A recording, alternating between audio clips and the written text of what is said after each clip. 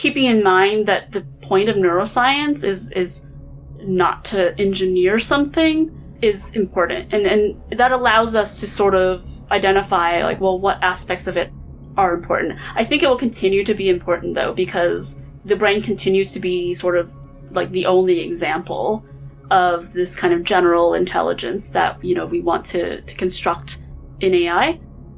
Most likely, the most exciting kinds of AGI that we're going to come up with is going to be tightly interconnected with humans and is, you know, sort of going to be interwoven throughout our society. And so we'll need to have a good understanding of what induces cooperative behavior. There's always challenges. There's always sort of internal conflicts between our altruistic impulses and also, you know, like acting in our own self-interests.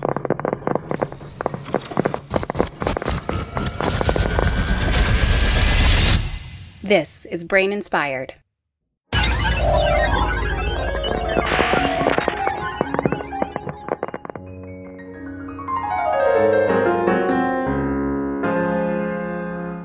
Hey guys, it's Paul. Who do you think would win in an altruism competition between you and an AI agent? If that AI agent was created by Jane Wang and her team at Deepmind, you would have some stiff competition. Today, my guest is Jane Wang from Deepmind, and that is one thing that she's been working on lately. We talk about her multi-agent reinforcement learning work to explore how cooperation can emerge from interacting reinforcement learning agents, which will become more important as AI becomes even more ubiquitous than it is now, and has to work well with us and with other AI agents. It's also a potential way for us to learn about our own altruistic potential and how we might better reach that potential. The altruism or cooperation work is actually the last topic that we discuss. To get there, we review the meta-reinforcement learning framework she helped develop, where a recurrent neural network's weights were slowly trained on a set of tasks, such that the recurrent network could then by itself learn other related tasks without any more synaptic weight changes. And there's a story there about how these processes map pretty well onto what we know about how dopamine and the prefrontal cortex operate in brains. And before any of that, we discuss at length her experience working at Deepmind, having come from an academic background in cognitive science and complexity science and neuroscience. And we focus a lot on the relationship and exchange between neuroscience and AI, since Jane has plenty of insight about both sides. Show notes at braininspired.co/podcast/83. If you value this podcast and you want to support it and hear the full versions of all the episodes and occasional separate bonus episodes, you can do that for next to nothing through Patreon. Go to braininspired.co and click the red Patreon button there. My thanks to Jane for a very enjoyable discussion. These are exciting times in the study of and in the engineering of intelligence. And thank you for listening. Was it over a year ago that I had asked you to come on? Yeah. Yes, and and I'm really glad that we were finally able to connect on this. Because I was going back through your the recent episodes, and I noticed that like almost all of your the people that you've had on are people that I really like love their work. I really love to follow their work, and they're scientists that I really respect, and so it just kind of feels like it's all the kinds of topics that I'm most interested in. So I'm really happy to be able to come on. Well, I mean, you fit right in, of course. Yeah. But it was funny because you seemed surprised that I reached out again. You thought I'd maybe forgotten about you or something, but no, not me. Oh, well, I'm very happy that you did. Anyway, it's good to have you on, and we're here today. Of course, we're going to solve intelligence. Is that Deepmind's mantra still? Yes, it is technically our mission, is to solve intelligence and then use it to solve everything else. Right. And of course, that last bit is quite overloaded, but yeah. I think it's very important. Well, you had a, I guess, brief career in academia, right? And then transitioned to Deepmind. So you've been on, of course, Deepmind is not academia. You wouldn't call Deepmind industry, But I want to talk just for a few minutes about like what the experience of transitioning was like and what Deepmind is like relative to academia. So what was your experience? I mean, you say brief, but it doesn't feel like academia was very brief for me because, I mean, if you think about it, I've really been in some form of academic environment for like 20 plus years at the point. So I did a postdoc before going to Deepmind. That's in 20 years, that's going to look pretty brief, I think. I guess so, yeah. I guess maybe relatively speaking, it's a bit brief. I think one of the main things that's one of my main experiences about transitioning to industry from academia was at first just kind of being unsure and a bit scared about what it was going to be like. Just leaving academia is quite a daunting thing when the whole time that, I did my PhD, my postdoc, it's sort of all that I know. And sort of the whole point of being there was kind of to drive you towards getting a faculty position. Yeah. Well, let's pause just for a second so people know. I mean, you have a background in complexity and in physics, and that kind of led you into the neuroscience work, right? Was that the chain of events? I've had a pretty circuitous path to get to where I'm at, I think. Everybody says that, Jane. Everybody says that. Okay, it's probably true for everybody. It's not, yeah. Maybe it's not that circuitous, but I started out in physics. So I did my PhD in applied physics, where I was more doing computational neuroscience. So simulating complex dynamic networks, which are supposed to mimic like memory consolidation and memory interaction within the brain. And so from that, I also worked a bit in complex systems, in graph theory, and more on the dynamical systems side. Yeah. So, but I didn't get into cognitive neuroscience until my postdoc. Oh, okay. But you were working with, I'd have to look at your CV again and your publication record. But I thought you did a little bit of neuroscience work also in graduate school. No matter. Well, it was, I would say it was I would call it computational neuroscience. It was, setting up, spiking neural network models. So, but it wasn't that experimental. I did a bit of experiment with like cell cultures and things like that. See, I want to change this notion of what people think of when one says neuroscience. When I hear neuroscience, I don't think experiment. I think of all of it. I think of the theory and the experimentation, the modeling. To me, computational, cognitive, it's all neuroscience to me. And I don't know why it's not that way for everyone else as well. Yeah, it is kind of weird. I think once you get into the field, people love to put labels on things and say, oh, that's not neuroscience, that's cognitive science, or that's psychology, right. Or that's... Right. But I'm sure, from the outside, it all just looks the same. So, I mean, I definitely did work in neuroscience in grad school, but I'd say it's a completely different kind of neuroscience. So okay. I wasn't, super, I wouldn't say I was an expert on sort of the brain regions and, more of the cognitive aspects. Like I had very specific knowledge about the hippocampus and, how to model it. And that was sort of my experience of it.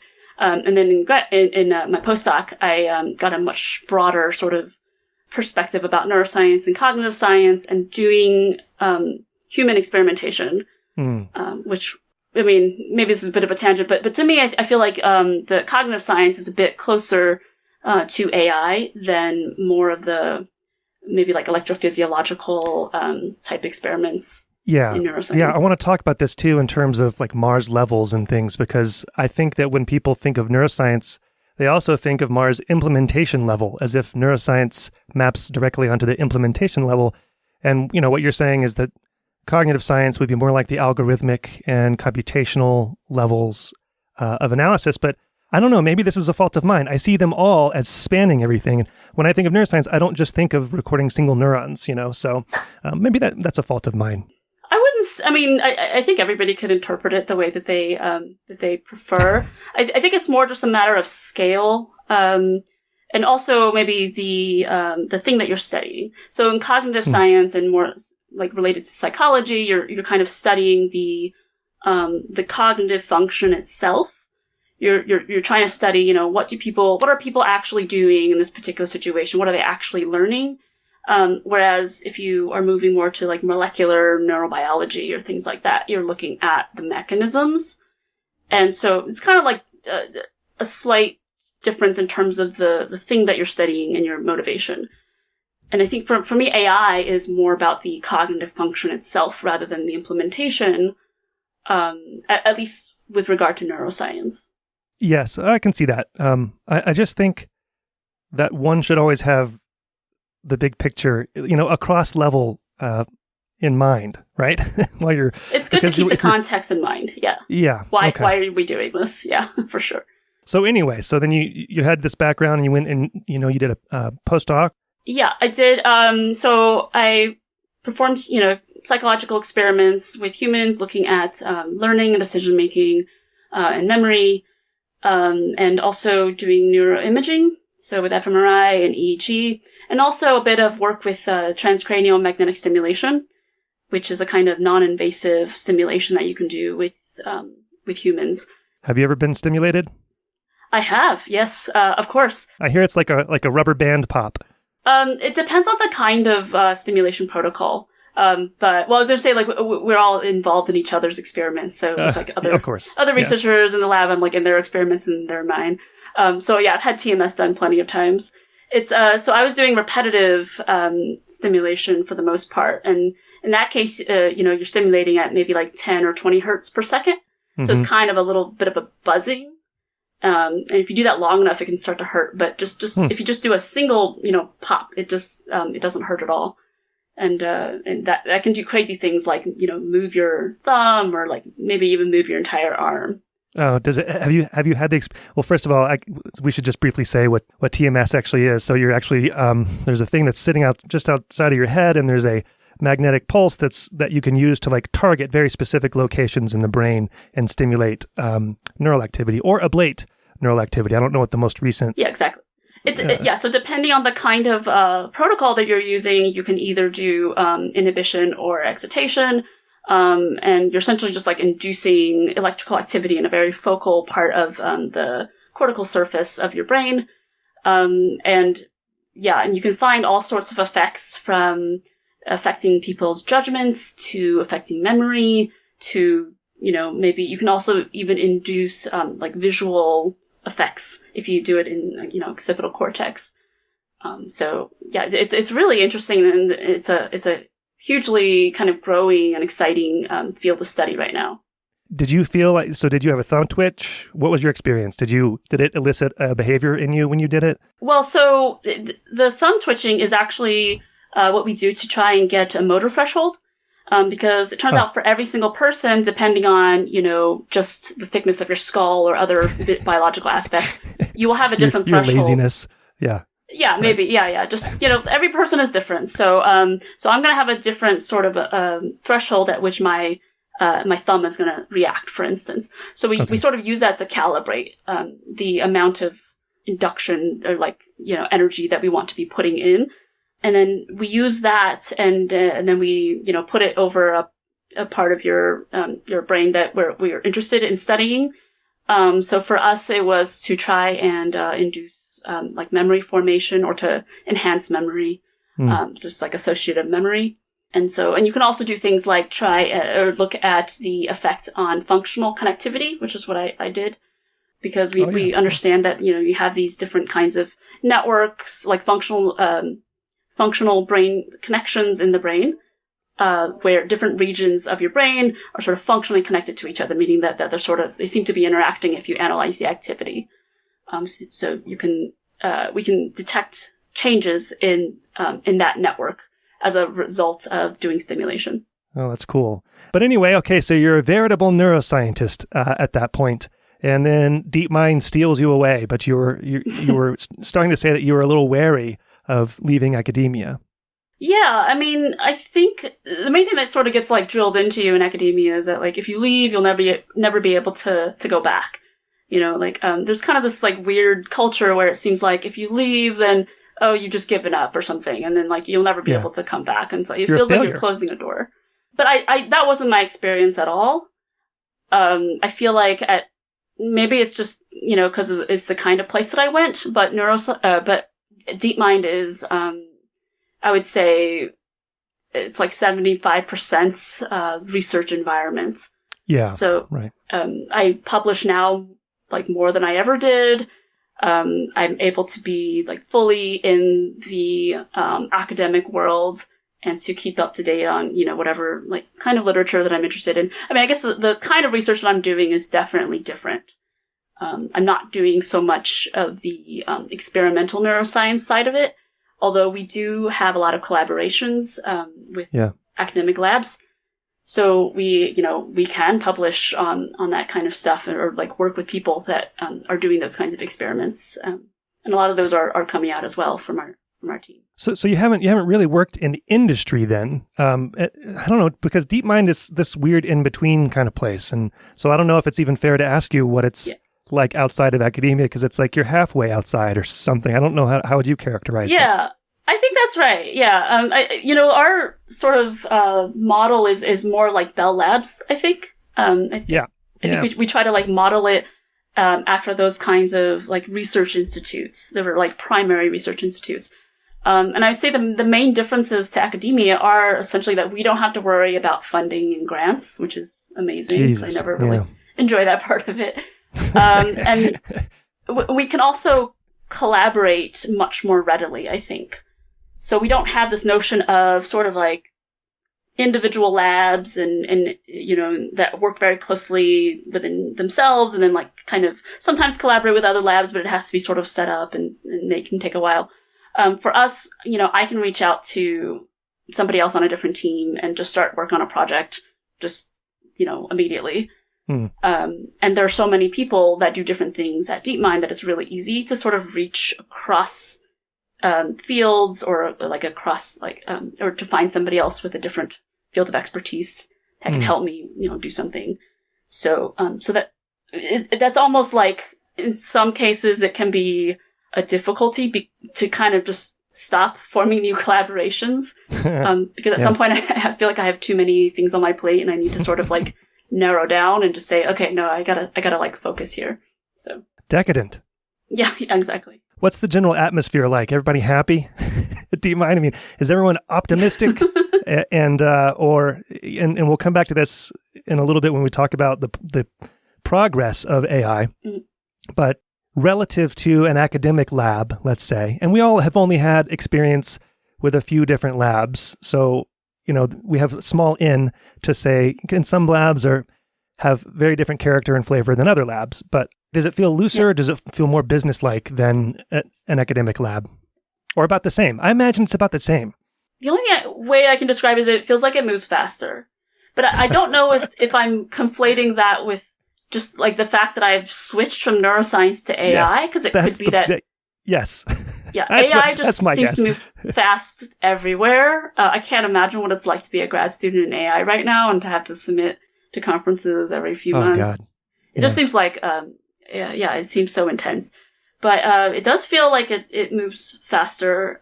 Papers projects can be done and out in a few months, as opposed to, before I'd work on something for a couple years.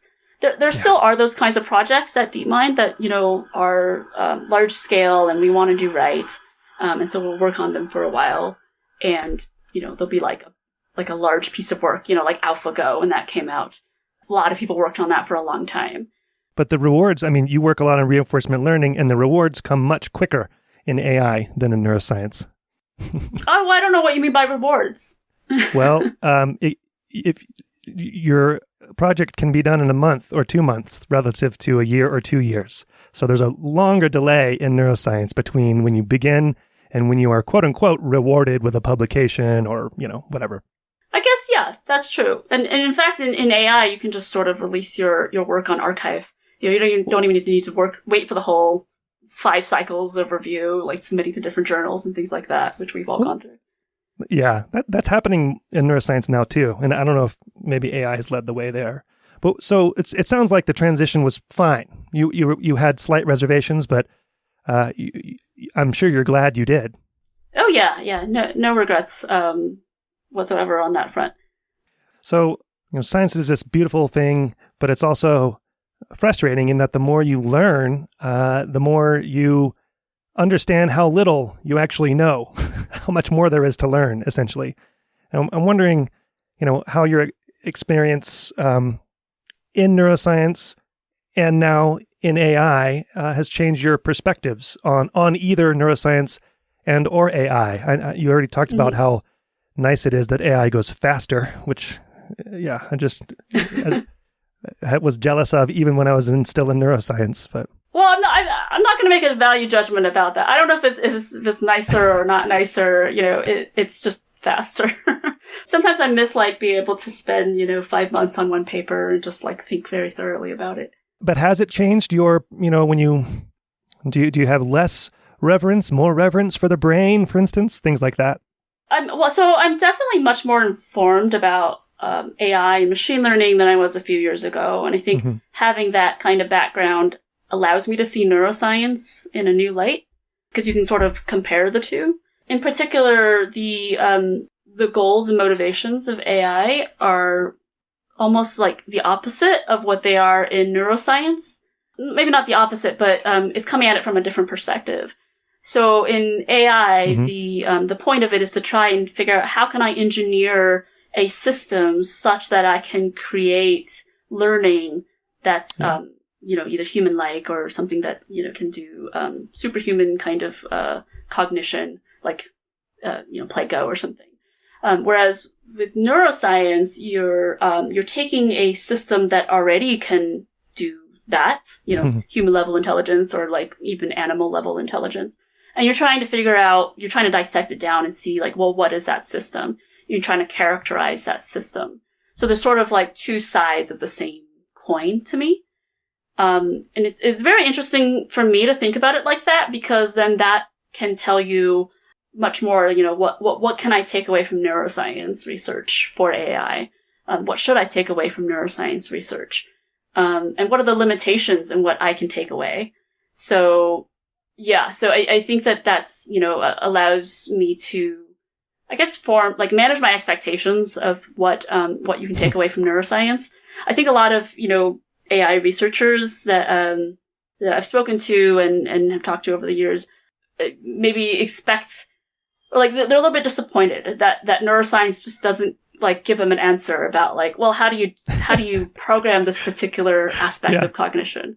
Right. Why can't we just take what we know in neuroscience and just sort of implement it? Well, the reason is that neuroscience isn't trying to engineer anything. All it can do is sort of tell you, this is how one system did it. Or not even that, it's such a hard thing to dissect down, because there are so many levels that you can figure out a neural system at. You can talk about the cellular level, you can talk about, the neuronal level, talk about the biological level, you can talk about the functional level, functionally, what is it trying to do? And so you have to not only manage your expectations, but also identify the right level that you want to be taking these lessons from. So I don't think it particularly helps you to be looking at, action potentials and specifically how, signals are transducted from neuron to neuron. Right. If you're trying to set up an AI system. Well, part of the problem is we don't even know yet what is actually important, right?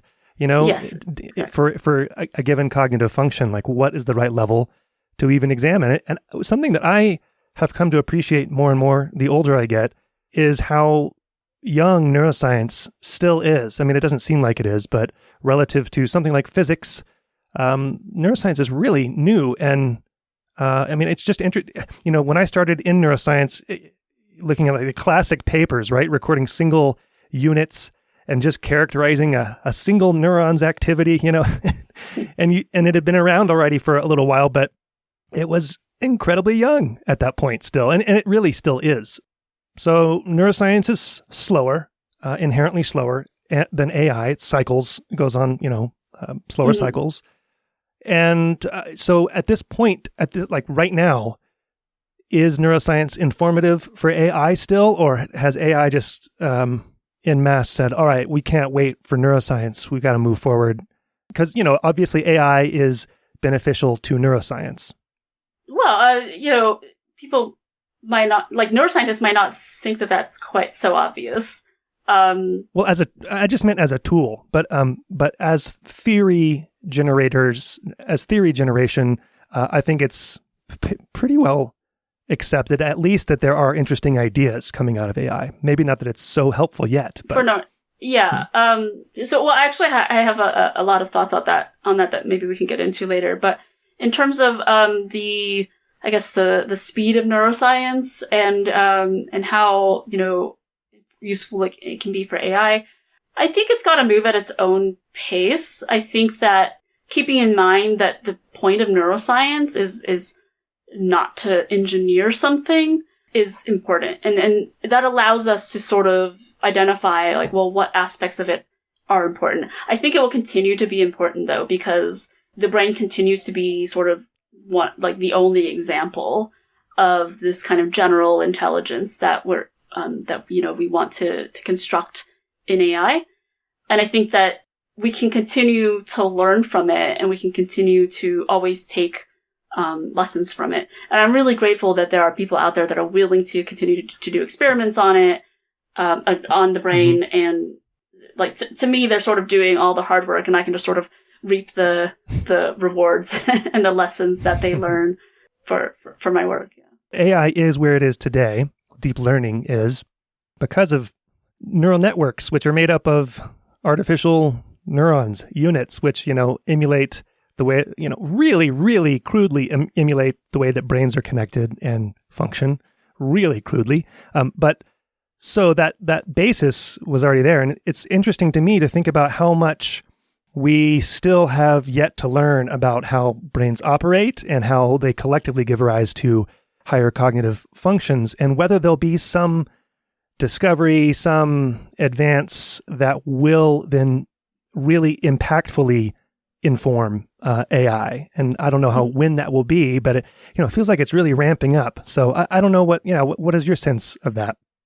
Well, I think that it's so some pretty fascinating kind of areas of advancements in the cognitive science side and the neuroscience side is in being able to essentially quantify how humans can most efficiently learn about task structure, learn about decision making. So there's things like Bayesian inference or hierarchical Bayesian learning.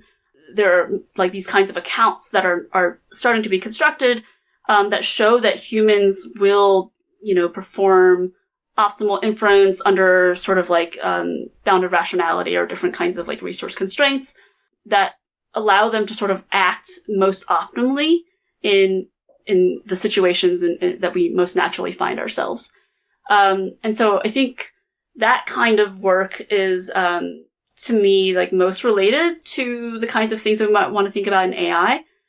And that's incidentally also related to meta-learning, which is my favorite topic in AI, is thinking about, how can we set up these systems such that they can learn for themselves these optimal, close to Bayes optimal ways of performing inference, given a particularly structured set of environments that it can be encountered with, or a particular set of tasks. So I think that there's definitely parallels in the way that we can think about human information processing and cognition, and the ways that we might want to structure our artificial intelligence agents. Would you say, as you continue your career, that you take less and less inspiration from neuroscience, or more and more, or is it just kind of a rotating cycle? Sorry to harp on this. It's just, it's to me, that's what the show is about. Is the balance between AI and neuroscience, and so I'm trying to dig down a little bit. It's definitely a very interesting question. It is one that I tend to get more often than not. I feel like I definitely want to continue to be abreast of the latest developments in neuroscience. But I'm quite selective about the kinds of things that I pay attention to. Mm-hmm. And I think that we're now actually getting to a point where we can start seeing more of an interactive, like bi-directional flow between AI and neuroscience. Like there are more and more people that are sort of at the intersection. And because of that, I think we're going to start to get, more work coming out that's going to be relevant for both fields. And to me, that's very exciting. So, I mentioned a bit earlier about like talking about this feedback from AI to neuroscience, where you can think about, one exciting thing that you can do is you can take it like an RL sort of setup that you have, or an agent that is learning on a particular set of tasks that you constructed. And you can then analyze it and see, well, what kinds of things has it learned? What are the sort of like biases, inductive biases that it's picked up from the environment? And then from that, you can infer, you can say something about the task requirements that you've presented the agent with. And then you can then imagine taking an animal and then training that animal on the same set of tasks. Yeah. And then seeing, well, does it have the same biases that agents have? Can it perform to the same level? Can it learn the same kinds of structure that an agent can learn? Or does it have a lot of its already like sort of preset priors that it's going into this task with? And I think that, this is something that isn't as well, hasn't been studied as much in neuroscience and with animals, is thinking about, well, what kinds of priors and inductive biases already exist. A lot of laboratory, task paradigms make the assumption that an animal just sort of like comes in knowing nothing, or like with a uniform rasa, prior. Yeah. And then it'll just, and then you train it sort of up to ceiling, and then you like analyze the neuroactivity or something like that. Well, that's kind of what the most vanilla neural networks connectionism used to assume as well, by not structuring it. I mean, that's changed with CNNs and these more structured networks, which, I don't know why I'm saying that, because you know all about that, but. Well, yeah, I mean, networks also come with these biases as well. I mean, CNN is a kind of an inductive bias. You build in biases all throughout by your choice of architecture and your learning algorithm and so forth. But the thing is with AI is that we know that. With animals, we don't know what kinds of biases are already existing. We know that there tend to be certain things like they tend to maybe think of color as more of an irrelevance factor, whereas shape tends to be more task relevant, in particular like categorization tasks. But there hasn't been as much work done in just characterizing the priors that biological learning systems have. So I think that's one thing that having done work in AI, that's one thing that I've taken away from doing that kind of work that I think can be applied to neuroscience. You might get docked for, depending on how you answer this, but there's lots of talk these days about deep learning hitting coming to a standstill, reaching its limits, right? And I'm wondering, do you think so? Or again, maybe we can go off the record so you won't get docked and pay. But I imagine I know what your answer is going to be. What do you think? I don't think so. I mean, I think that there's a danger in getting too wrapped up in any one approach, or to jumping on like the bandwagon of deep learning, or like this particular method of training, and we could just sort of continue to throw more and more data at it. But I think that the field of AI, just even beyond deep learning, is so rich, and that there are still so many unexplored regions, areas of research that we haven't even tapped. That, I think that we're at a position where we have so much data, we have so much compute, that I think at any moment we can have a really amazing sort of new algorithm that pops up, and it shows us that it sort of opens up an entire new way of thinking about deep learning and AI.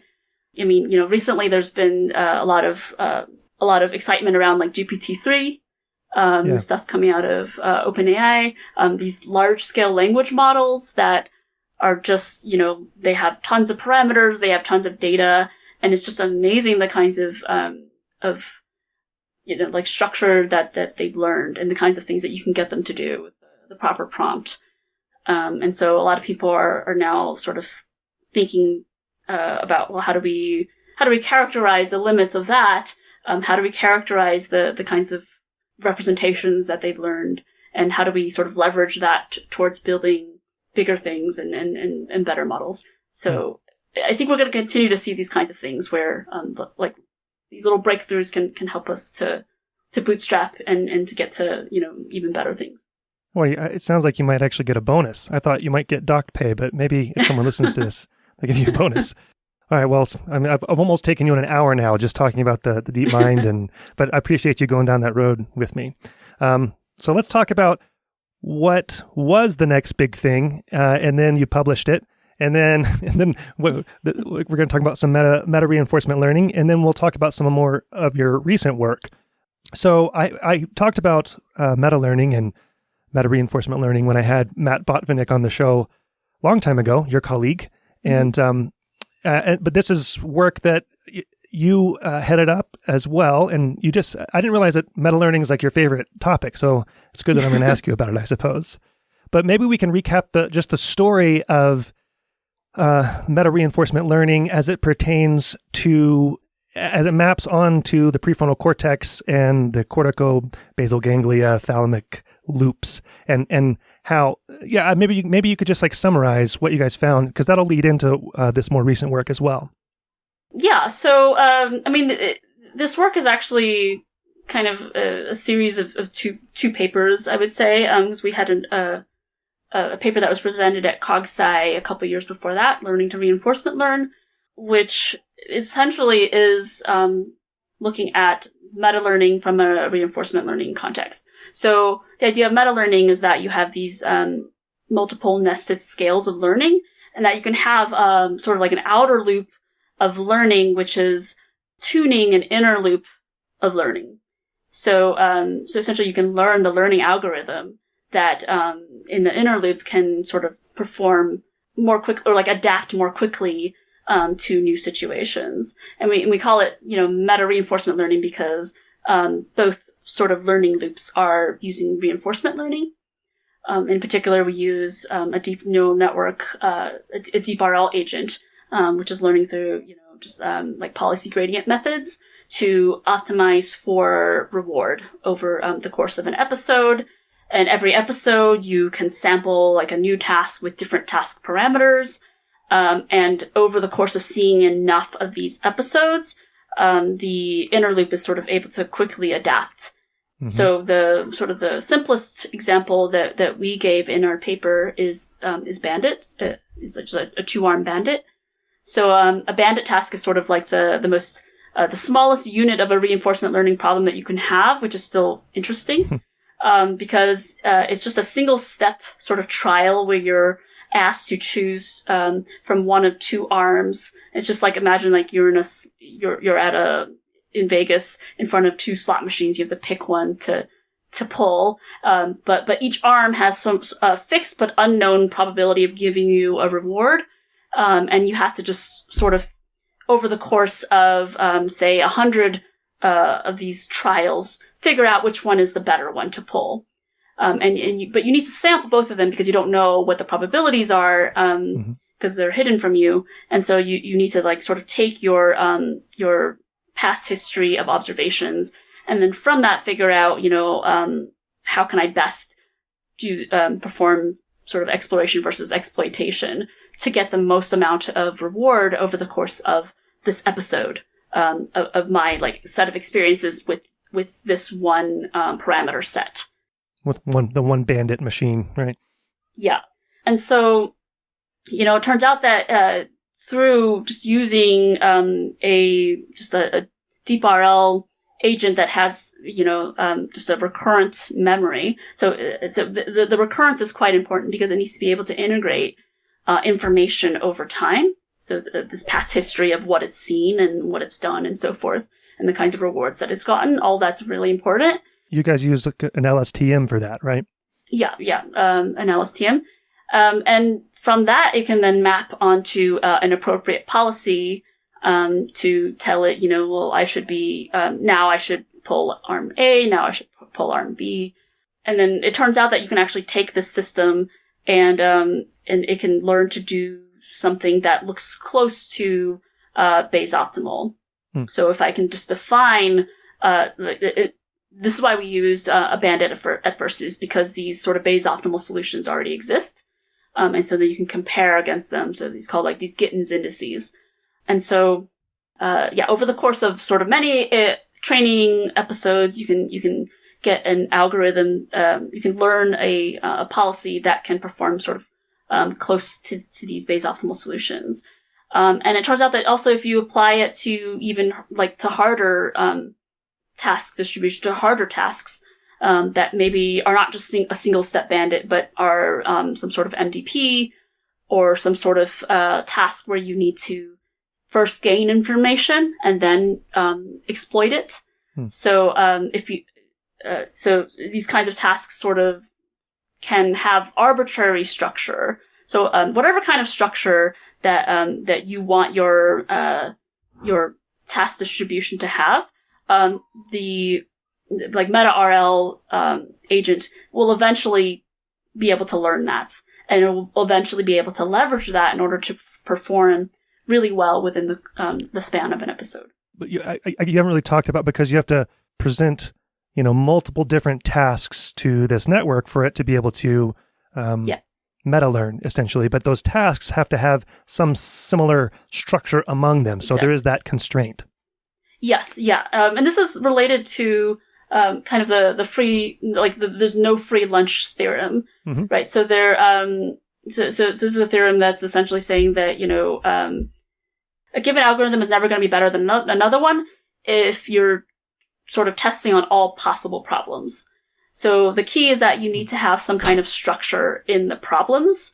And if your algorithm sort of can pick up on the biases that match that particular structure that exists in your problems, then you're going to do better than another given sort of solution. So that's the whole key to meta learning, is that you're able to pick up on these inductive biases and these priors. You can learn them. As opposed to, for instance, you can handcraft them in, you can build them in, which is the case with more sort of Bayesian solutions. So I can define a Bayesian solution, which is going to perform optimally on this particular task. But then I need to do that for every single kind of task. Whereas, meta learning, meta RL is sort of a general purpose method for you to say, I have a task distribution. I'm just going to try and learn that structure. And then I don't need to sort of define it by hand. Yeah. And so the relationship of this to the neuroscience aspect of it, which is in that, the Nature Neuroscience paper that we published in 2018, is that, it turns out that you can find signatures of this in the brain as well. So, we had a series of, I believe it was 5 or 6, neuroscience, experiments that are just taken directly from the neuroscience literature. They've already been published. And we can look at, the behavior and the sort of neural activity of animals that were trained, and also humans, that were trained in these tasks. And then we can train our RL algorithm, our meta RL agents on those same tasks. And it turns out that we can find sort of similar signatures in our meta RL agents that exists in humans or in animals, and the same kinds of behaviors as well.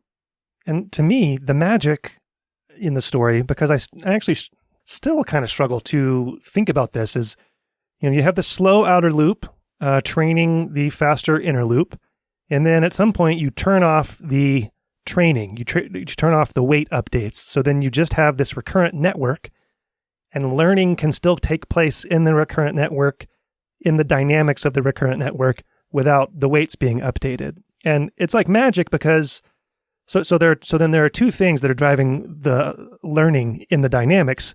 There's the rewards still coming in from doing the tasks, and there's the internal hidden state history that can just get shifted around in conjunction with incoming rewards to alter its behavior. And that seems like magic to me.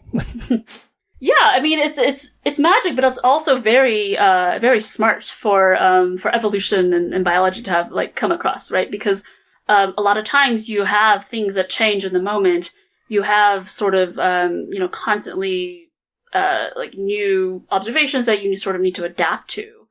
And yeah, the thing about this work is that we're able to sort of point to prefrontal cortex as being the place where sort of this fast inner loop of adaptation is happening, that we can like find signatures of this, of being able to adapt to sort of changing context or changing incoming rewards and observations. And that's what allows us to sort of within minutes be able to adapt to a new situation. Whereas, we know that sort of synaptic plasticity and things that that require maybe like protein synthesis or like long-term plasticity. These are things that happen on the timescale of much longer. Yeah, so this is that more outer loop adaptation or learning process. Yeah, that we think sort of like is mediated by maybe dopamine and by like synaptic weight changes in like basal ganglia and things like that. Yeah, so it's nice that we can sort of, in a rough sense, I wouldn't say that we have an exact sort of mapping to the brain, right? But it's nice that we can sort of see the same sort of a system in a biological system that we find in an RL agent, in a meta RL agent, that just sort of like naturally emerges if you have these ingredients set up, if you have like a task distribution that has structure in it, if you have recurrence, if you have this sort of like model-free form of reward-based learning, and that you just like sort of get the meta RL to emerge from that. Yeah, it's really cool. And those two papers that you were just talking about, that we were just talking about, are among a few others that are highlighted in this recent review that you guys have written about deep reinforcement learning. And deep meta reinforcement learning is one part of that story. And so I'll point to that review as I'll point to both the papers that we just talked about and this recent review about deep reinforcement learning.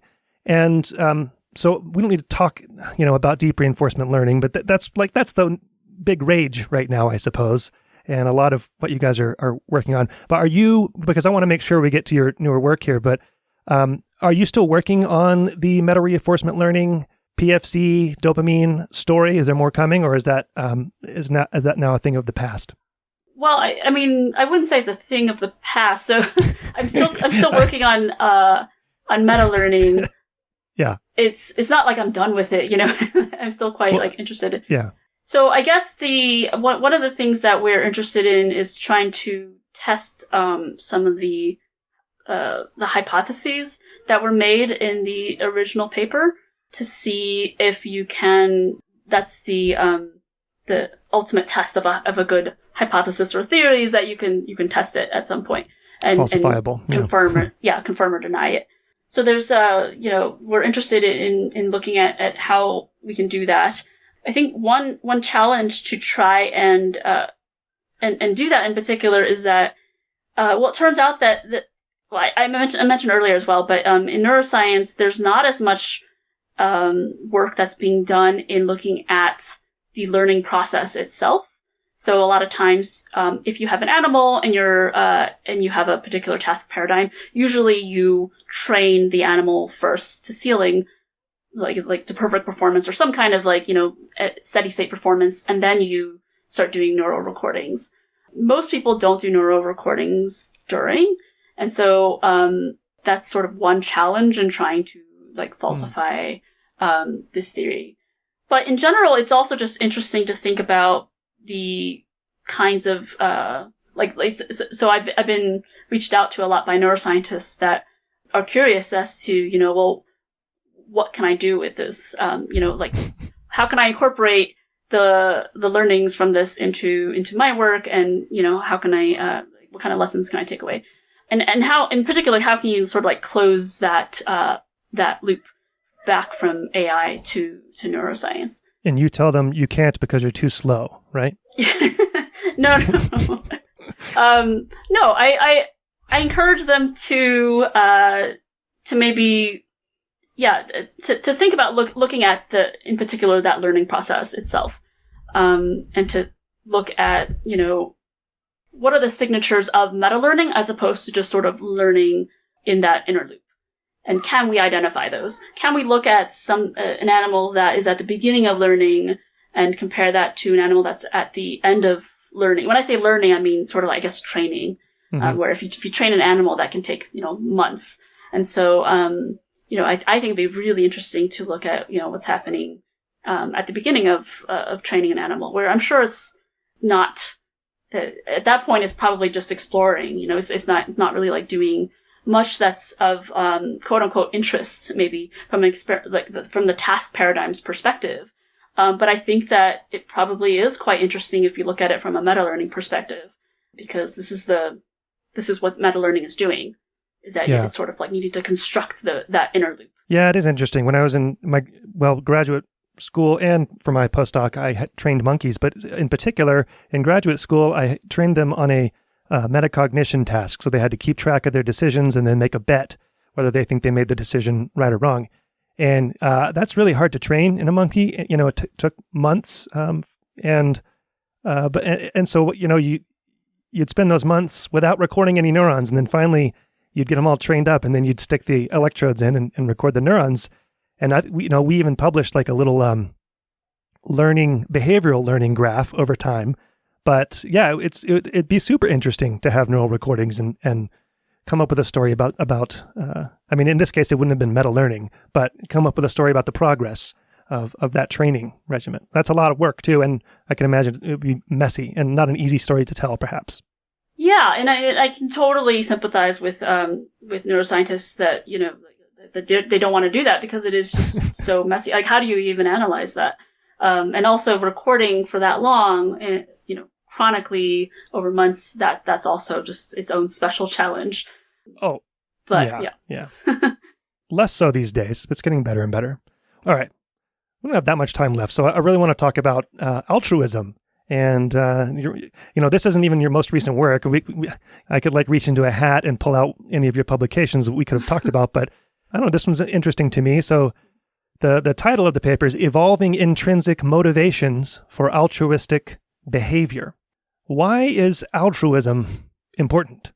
I should back up. So this is part of multi-agent reinforcement learning. That's pretty big these days. Yeah. In multi-agent game playing, and multi-agent meaning multiple AI agents that have to work together to play a game, perform a task, and but that doesn't necessarily. So that means they have to cooperate.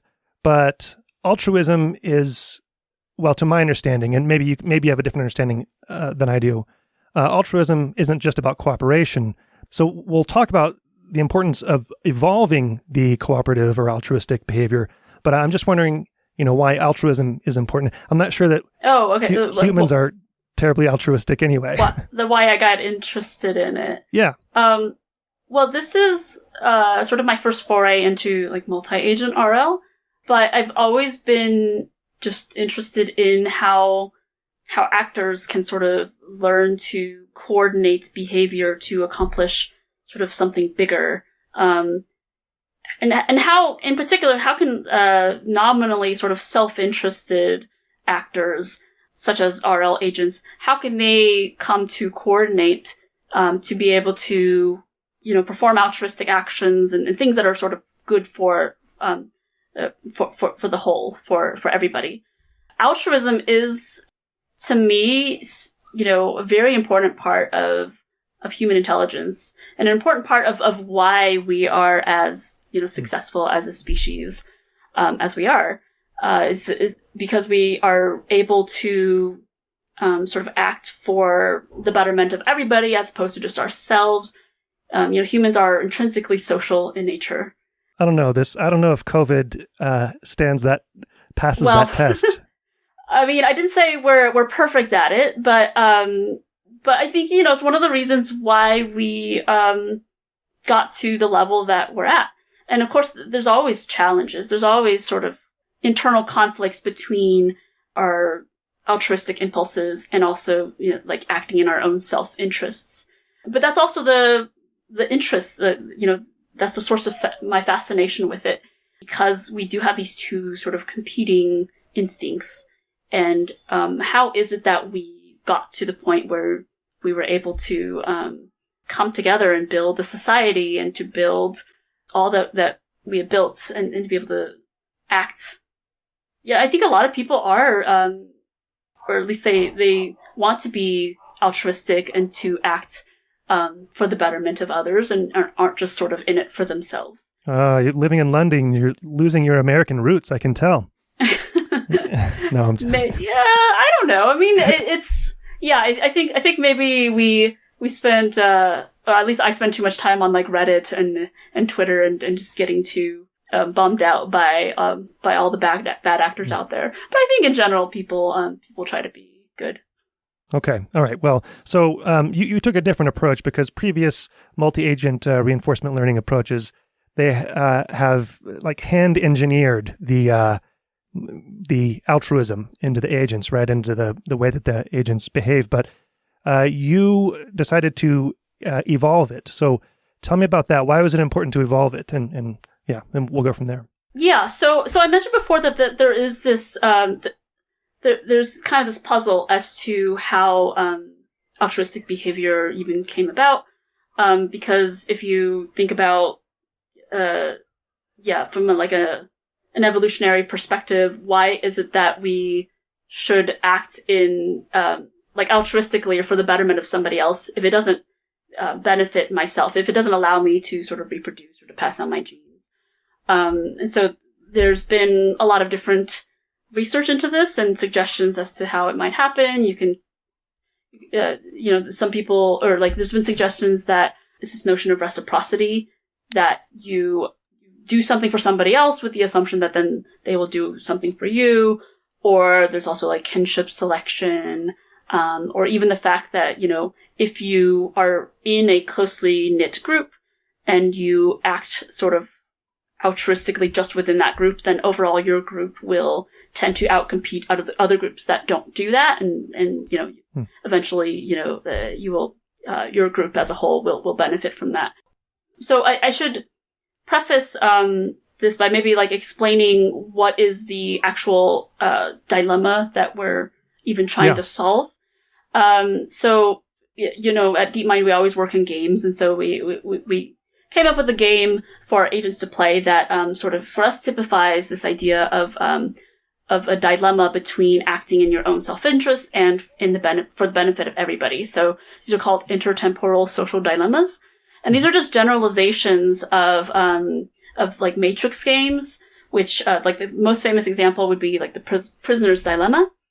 And Prisoner's Dilemma, for people who haven't heard of it, is essentially just, like this example of where, you imagine that two criminals have been caught and they're being interrogated in two different rooms. And there's no evidence, or there's very little evidence to sort of convict either one of them. And so the cops really want a confession in order to be able to convict.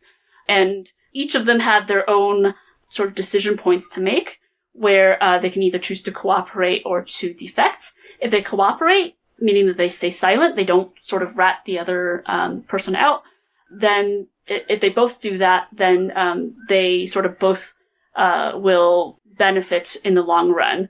Or like they'll serve sort of a minimal amount of a sentence. Short sentence, yeah. But if they rat the other person out, if prisoner A defects but prisoner B cooperates, then prisoner A would go free, and then prisoner B would have like the maximum sentence.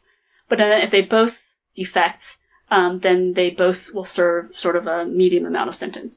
So if you're acting rationally, you actually would always defect, because depending on like whether or not the other person cooperates or defects, it's always better for you to defect. But then if both of you defect, then you're both worse off than if both of you cooperated. So this is just sort of set up to where if you just act just strictly in your own best interest, then everybody is worse off. And so the intertemporal social dilemma essentially generalizes that to multiple time steps. So these matrix payout games is always just a single decision that you make. You choose to cooperate or to defect. Intertemporal social dilemmas sort of are just like these grid world games where the agents can choose to sort of walk around and they can collect apples, or they can choose to, for instance, clean a river and contribute to the public good and things like that. So they take multiple time steps to sort of do. And then they also have this notion of that there's this tension between acting in your own self-interest in the short term. So if I collect this apple, then it's sort of, I get a lot of reward in the short term. But in the long term, it's worse off for everybody because I have now depleted our source of apples. And so this is the tragedy of the commons, where if everybody sort of raids the common good, then it's just gonna be gone for everybody forever. And this kind of problem seems a little bit maybe contrived, but it actually typifies a lot of like real world problems that we're facing now, such as climate change, where we a lot of people are sort of unable to act in the long term interest of everybody, because in the short term, we want to be able to continue sort of using as much resources as we want, and to we would want to be able to have like short term rewards, even though in the long term we know that it's going to be worse off for everybody. So we know that this is a kind of an issue that I guess humans already are not very good at solving, and so that's for me. Yeah, go ahead. Yeah, so that's one of the motivations for me to study this in these kind of multi-agent RL settings. The most important point is that you have these sort of two different timescales. Because you have these two different timescales, it actually is a pretty perfect setting for meta-learning, because meta-learning sort of naturally has these like multiple timescales of learning, and this is where evolution comes in. Because evolution can be thought of as sort of the ultimate meta-learner in my mind. Yeah. It operates on a very slow timescale, but within, say, a single lifetime, an organism it has a lot of different learning strategies that has presumably been evolved or been sort of instilled in developmentally. And so this is, why the decision was made to address the evolution of altruistic behavior using evolution. And the way that we do it is we essentially are evolving like social signals that can be passed from one agent to another. So we have essentially what we call a reward network, which constructs the intrinsic reward that an agent can derive from social signals that are given by other agents. For this first work, we for these social signals, we just used sort of the observable external rewards that other agents are getting, like the number of apples that they're picking and so forth. But you can think of it as like I can observe other agents being happy or sad. Like, are they smiling? Are they not smiling? Are they getting reward? Reward. Yeah. Okay. Yeah. Mm-hmm. And they're social because they're sort of like passed between agent to agent. And so if I can evolve over this kind of signal, and subject to certain constraints, such that we all sort of need to be playing by the same rules. We all need to be valuing these social signals the same way.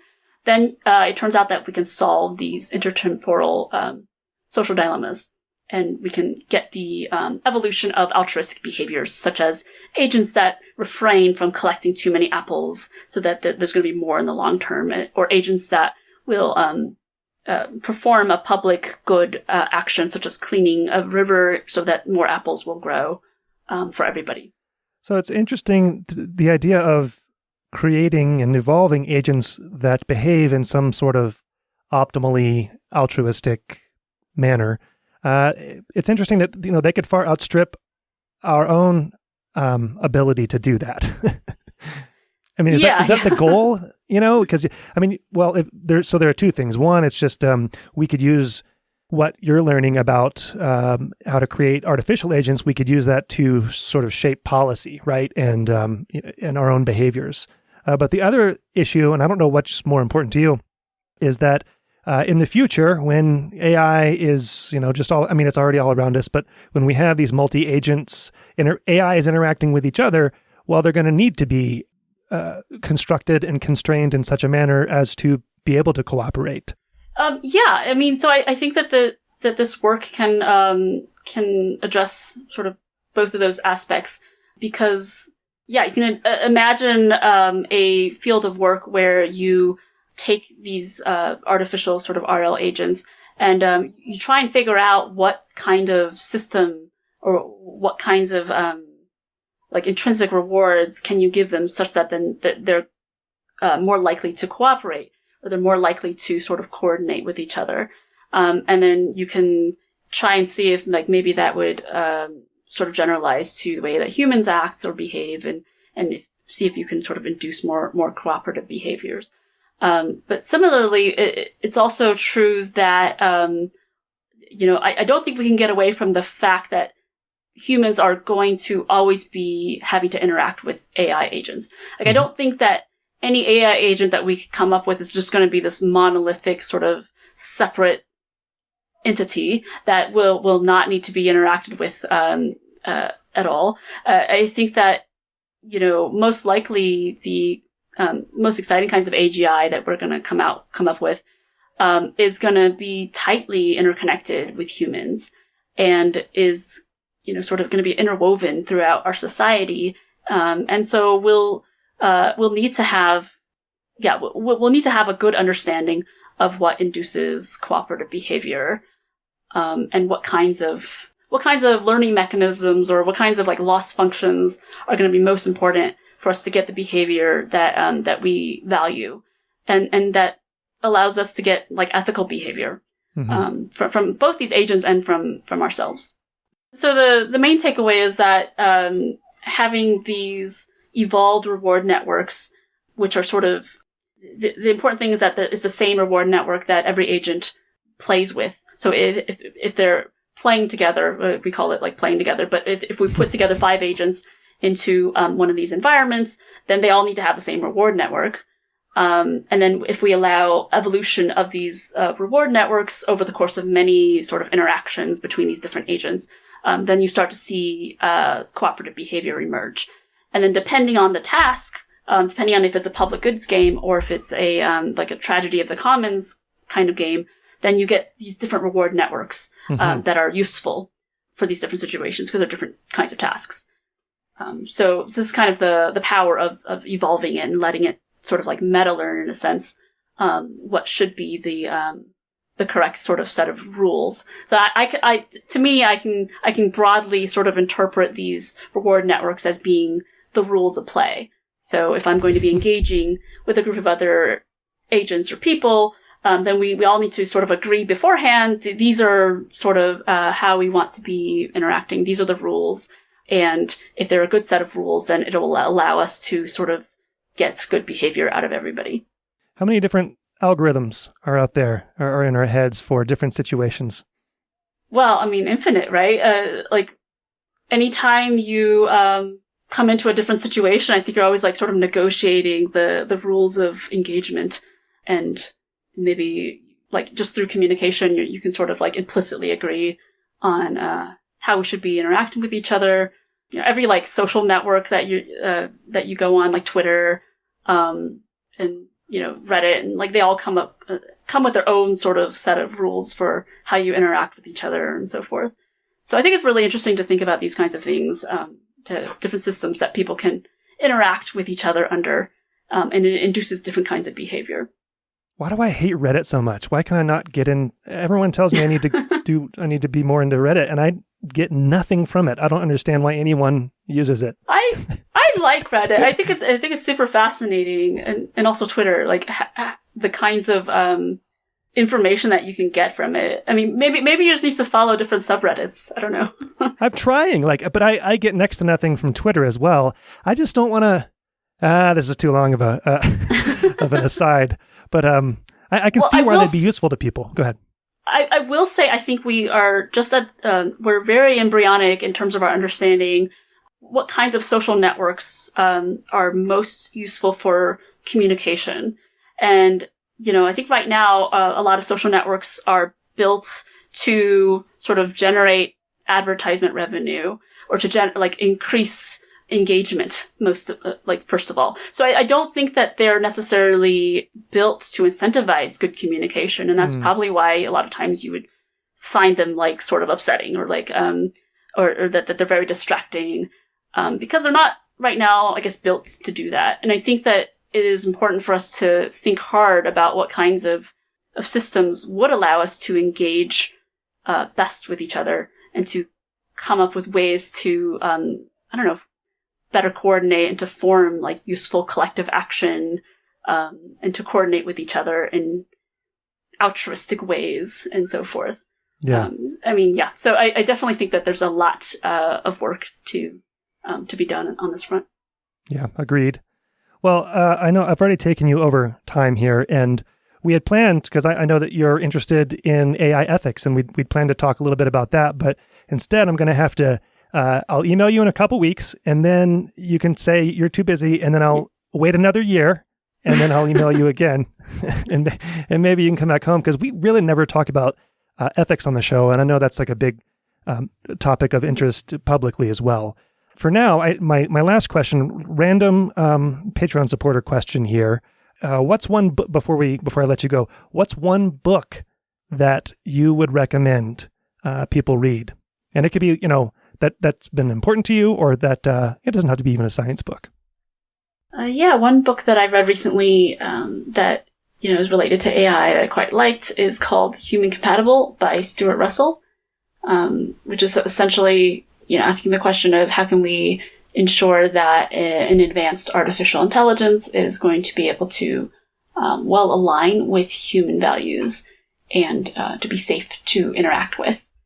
Oh, another book that I read, which I think is very good, is Algorithms to Live By.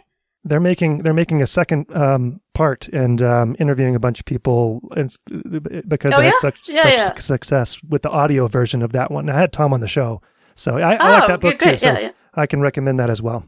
Yes, that one's definitely one of my favorite recent books. So thanks, Jane. It's been a long time coming. I really appreciate you coming on the show, and continued fortune at Deepmind. Thank you very much. Yeah, and I look forward to coming back in a year and a half. Good.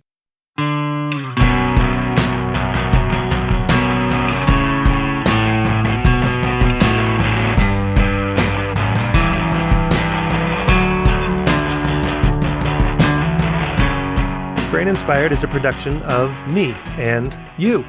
I don't do advertisements. You can support the show through Patreon for a trifling amount and get access to the full versions of all the episodes, plus bonus episodes that focus more on the cultural side but still have science. Go to braininspired.co and find the red Patreon button there. To get in touch with me, email paul@braininspired.co. The music you hear is by The New Year. Find them at thenewyear.net. Thank you for your support. See you next time.